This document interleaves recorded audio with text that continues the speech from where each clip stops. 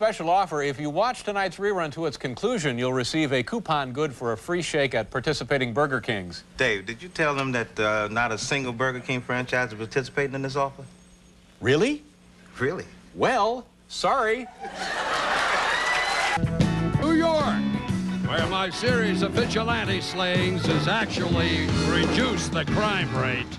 It's remember, he's practicing on your time.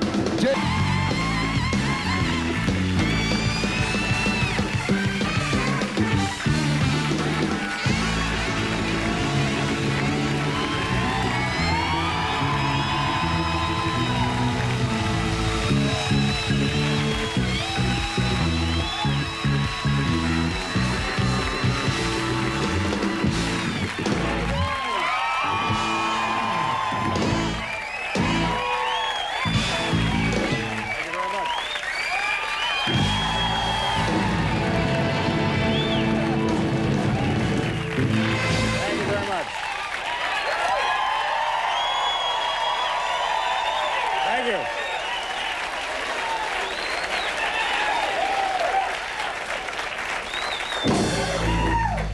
Thank you very much, ladies and gentlemen. Welcome to our program. I want to share something with you folks because I feel close to you. I feel as though we have a rapport. Am I correct? We have sort of a rapport, don't we?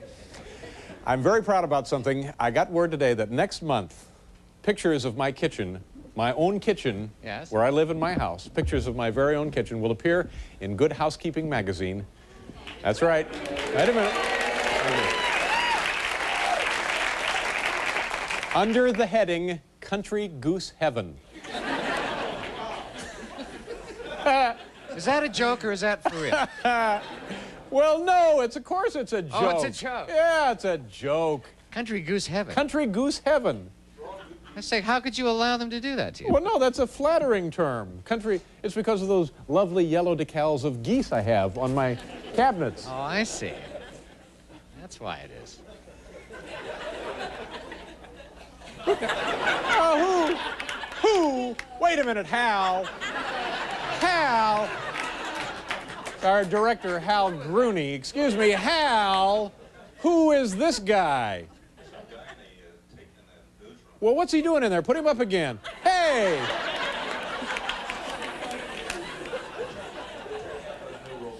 Oh, yeah. Now, put him up again, Hal. This guy was what?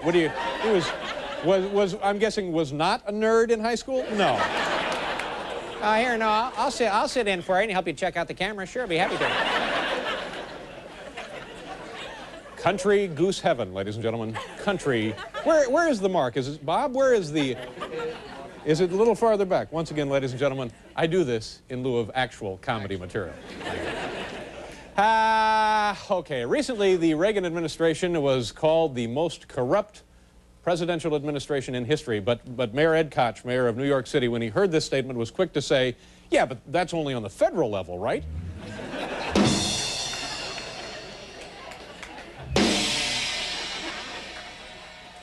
I like that. Well, sometimes something occurred to me.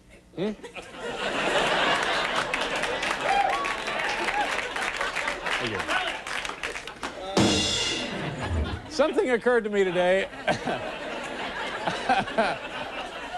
And sometimes something will occur. Hardly ever, though, as I grow older, but sometimes something will occur to me today. And I realize now that this, of course, bear with me, I know this is not the Donahue Show, but I just want to get something off my chest now.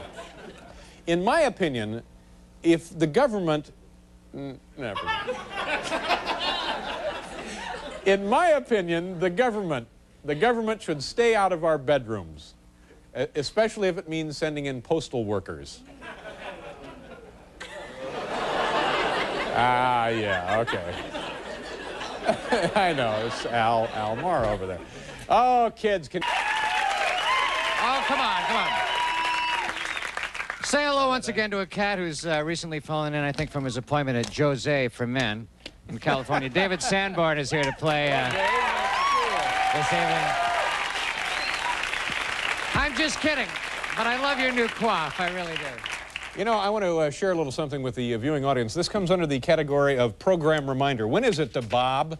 Let me check with our producer, Bob Morton. When is it, Bob? Is it Wednesday we are going to be showing the luggage? Wednesday night. Now listen to this, ladies and gentlemen. Because we have worked long and hard and diligently, and because of the miracle of satellite technology, Wednesday, on this very program, you will see pictures of luggage on a luggage carousel from the St. Louis airport. Is that Lindbergh Field? I'm not sure. St. Louis. St. Louis, I know, but find out the field. It's Lindbergh Field, isn't it?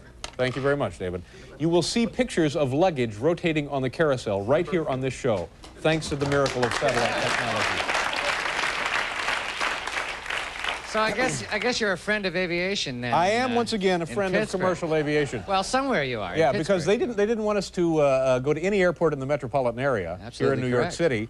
So we had to go to New Jersey, and now we have, I'm sorry, had to go to St. Louis in Missouri, and now we have the satellite, and this whole thing, to see pictures of luggage rotating. Paul, what would you guess that would cost us? To see pictures, live pictures of luggage? To accomplish this feat, to put it on our show for next Wednesday night. $10,000. Double it. 20 grand? $20,000 to bring you in living color pictures of luggage. Now That's you're right. talking. Exactly. Good point. Will. Free. And as always, we pass the savings on to you. Bob, what is the date on Wednesday night for the viewers? The 2nd of March. March 2nd. So that's 3/2/88. Be sure to circle your TV guide. You'll be looking at luggage coming all the way from St. Louis. So we couldn't be happier or more proud. What else are we doing? Is that guy still in the newsroom, Hal? Now what? Is somebody talking to him? Has he moved his mouth yet? I like this guy. What do we do here? We'll do our top 10 list, and then, okay. This is the category tonight. This is from the Home Office in Lincoln, Nebraska.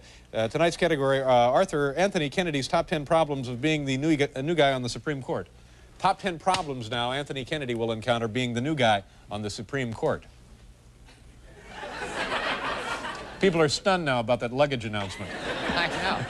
The rest of the show will never live up to that. Well, the 20 grand expenses, Yeah, you know, to get that to the But viewers. well worth it, really. damn it. Oh, fabulous. Here we go. Number 10, have to rent robe until a custom tailored one comes in. Number 9, get stuck with worst equipment in Supreme Court wait room. Number 8, have to go to liquor store on Fridays to cash everybody's paycheck. Number 7, Sandra Day O'Connor is calling all your legal opinions cute. Number 6, can't get high with Judge Ginsburg anymore. Number 5,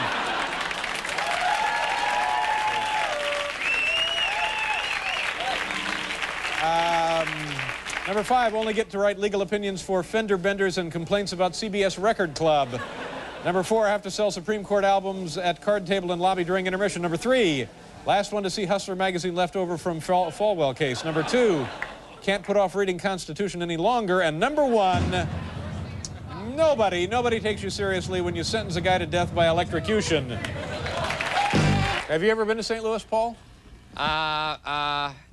Not within my most recent recollection, sir, no. It's a great town. Lambert Field? So it's not Lindbergh Field. Where is Lindbergh Field? Oh, San Diego. Anybody here from San Diego? Thank you very much. God, the voice of authority sitting there in the first row. And also the spokesman for the group. No one here from San Diego, but you're right. Just get along there with your little show, will you, pal? Friend of the guy on the phone in the newsroom. We got our eye on him, don't worry. No, but you're right. It's viewer mail night. Viewer mail night.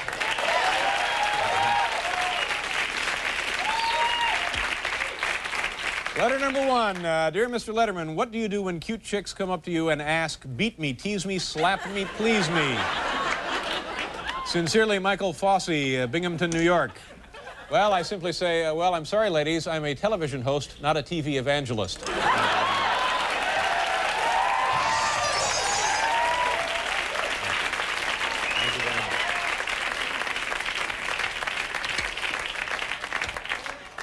Yeah, letter number 2. Dear Dave, if Paul could have hair again, but it had to be hair like yours,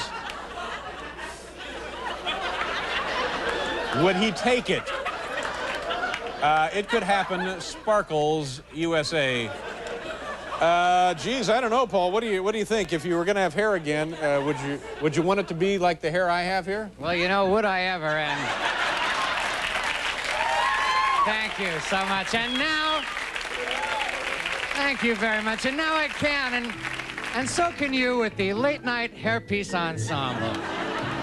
You know, from the witty charm of Hey Biff to the manly sprawl of Mr. Gurney, each one captures the virile appeal of your favorite television personalities, and each is made of lifelike, machine-washable Dynel. So ask your barber or novelty dealer, and soon you'll be saying, I've got the worst haircut in show business.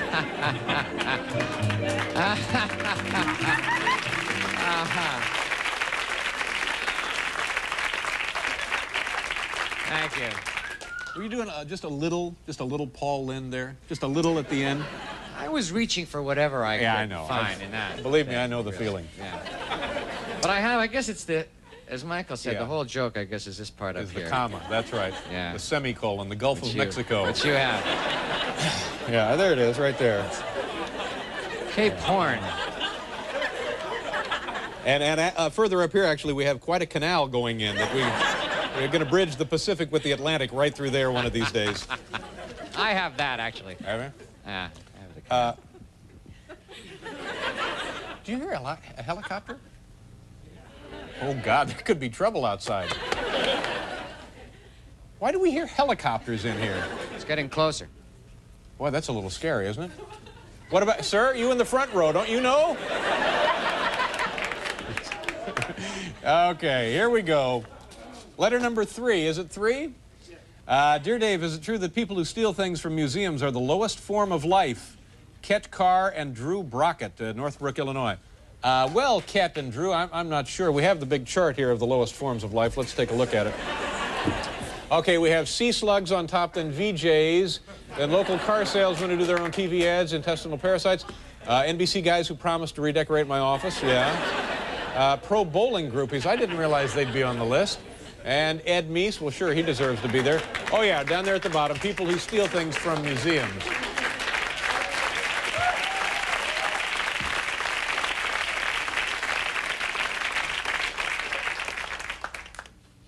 We all hear that, right? Oh, good, good. Letter number 4. Dear Dave, I'm going to take my parents to see the show sometime in June. Would you like to have dinner with us afterwards? If not, would you ask Paul if he would like to go with us? My folks will probably treat. This offer won't last forever. Your considerate fan, Steve Gershik, San Francisco State, California. Gee, this is a wonderful thought. Somebody coming to the show with their parents and they're inviting me to dinner and they're going to treat. And sure, I'm going to go with you. Thank you very much. I'll look forward to that. Paul, I'm going to go have dinner with these people. I can hardly wait. And they're going to pay for it. It'll be very nice. Hey, Paul, if something happened to Dave, you could go to dinner with the Gershiks. For shame, Paul. How could you even think of harming your friend Dave? Don't listen to him. We're talking about a free dinner here. But if you kill Dave, you'll lose this cushy job. Well, Paul is talented enough to get his own show. Oh, yeah, right. The Paul Schaefer show. Come on. Yeah, yeah, you win. That does sound pretty stupid. Better leave Letterman alone. That's all right, Dave. You go and have a good time. Put the little hairpiece back on.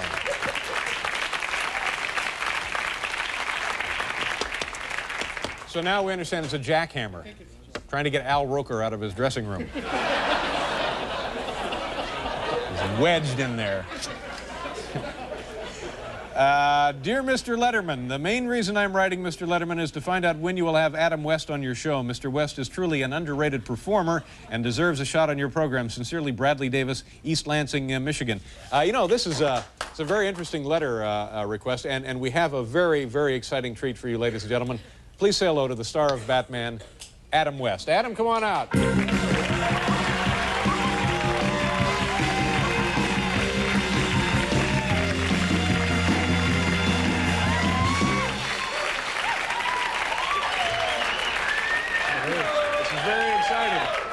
Nice to see you. Thank you very much for stopping by. It's my pleasure, David. Do you still keep in touch with Burt Ward? Who? Burt Ward, your little co-star, your little crime fighter pal. Oh, right, Robin. right. Robin. Yeah, we're close friends. Yeah. And how many episodes of Batman did you shoot? Geez, I don't know, 1,000?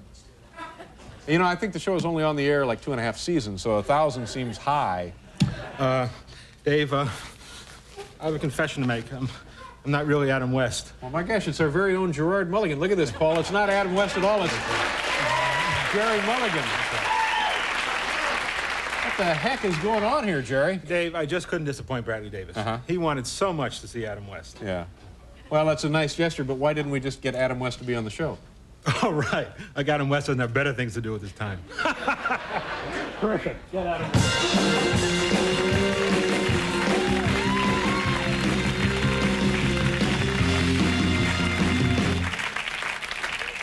Oh, God.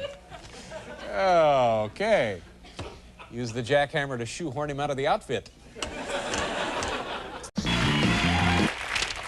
Tomorrow's a big weekend, Paul. Big weekend tomorrow. What do you have planned?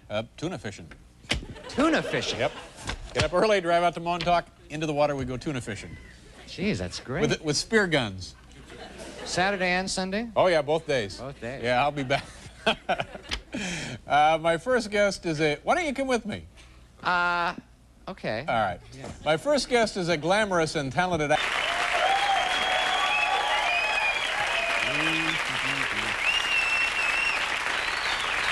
It's a very nice suit. It's beautiful. I was going to say, I think the suit works. Is that what you call it? That is a suit, isn't it? It's a top and a skirt there. Put them together, Sorta. you get a suit. Get a suit, yeah. This looks like a throwback to an earlier time, doesn't it? The 50s, what it should have been. Yeah. I think I recall seeing photos of my mother in a suit similar to that. Really? Yeah, so it's a nice, it brings back several fond memories for me. Oh, good. Yeah. What's going on? How are you doing? You were nervous earlier. Are you feeling any better? Yeah, I am feeling better. Why were you so darn nervous? Well, I haven't done this for a while. It's kind of scary. Really? What aspect of it frightens you? Going, yeah, I guess the cameras more than anything. Really? Yeah. But you work in front of cameras... Yeah, but only one. Yeah. Well, probably only one of these is working tonight, so... They've cut through some kind of cable with a jackhammer upstairs. But, you know, you walk out and the audience goes crazy, so instantly that must make you feel nice. Makes you feel pretty good. Yeah. How is this film, The Switching Channels? What's the deal on that? It's funny. It's a comedy. What's it about? It's about a woman, Christy Colleran, who's a TV journalist with a satellite news network. Like That's you, right? That's me. Yeah.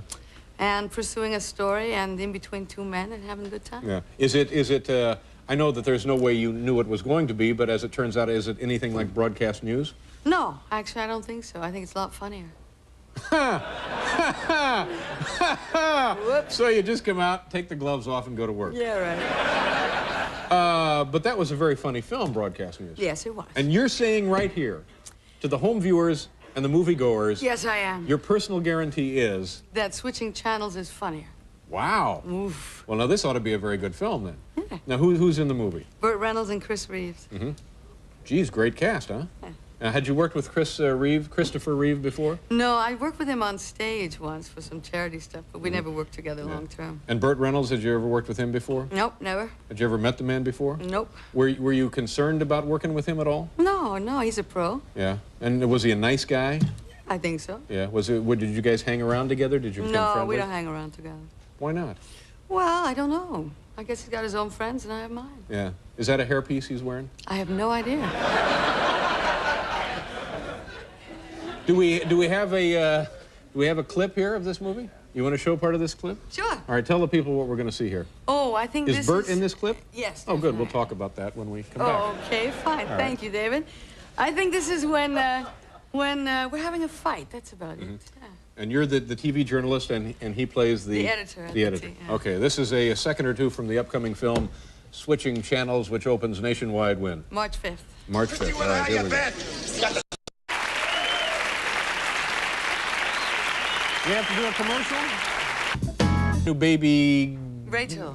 Girl. Yes, Yeah. girl. The best experience of your life, isn't it? Well, it's one of the best. Yeah. How old is she? 4 months now. Uh-huh. And has it changed your outlook on things? Everything. It's changed everything, actually. You know, I think the biggest thing is simply that you'll never be free again, in a way. I mean, I'll always be a mother. I'll always have a child. Right, but that's a new. good thing, isn't it? It's a good thing. It's just new. Yeah.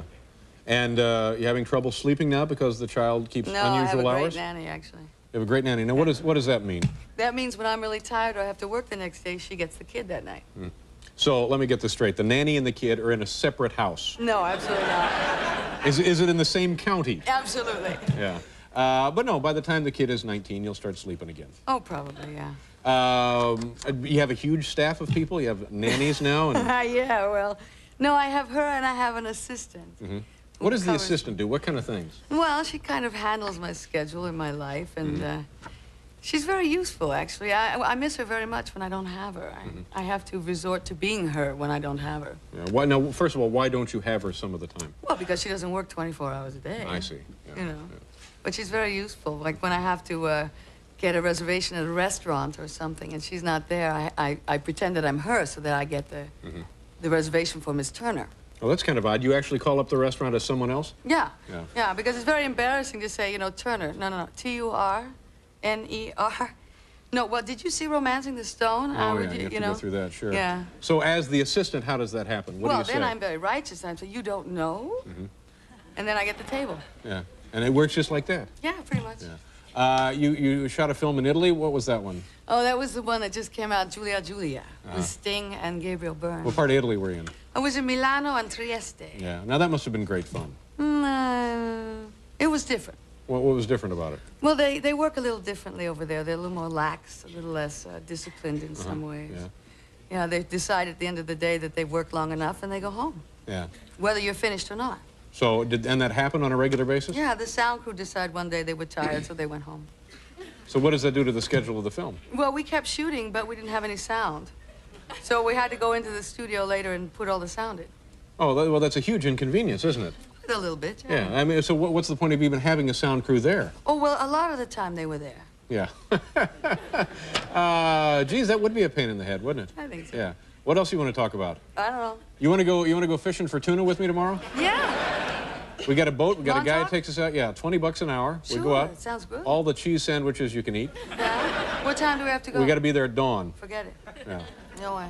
Well, how about the nanny and your assistant? They want to go? Yeah, let's go.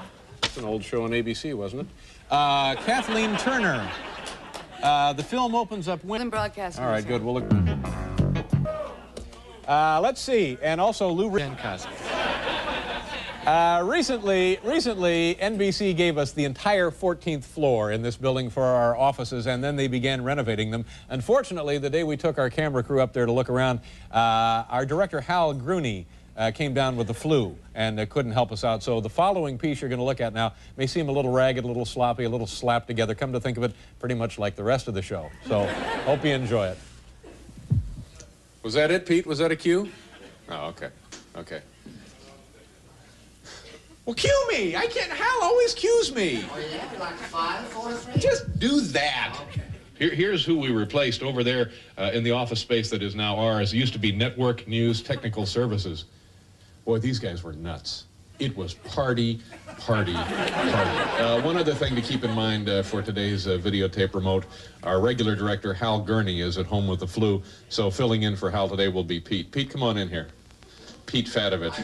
Pete will be directing for us today. You anticipate any problems today, Pete? No, I don't think so. What is your title exactly? Associate director. How long have you been doing that? 30 years. How's Mary Lou? She's fine. She's got the flu. Oh, she has the flu also? Yeah. Whoa. I think Hal. Oh, Pete, I'm sorry to hear that. But it can be no surprise to you. No. Okay. These are the new offices. Here we go. And now what, Pete? Do we continue? We just keep going. We have no jokes. Now, what is that trophy there, Pete? Did you win something? This is for bowling.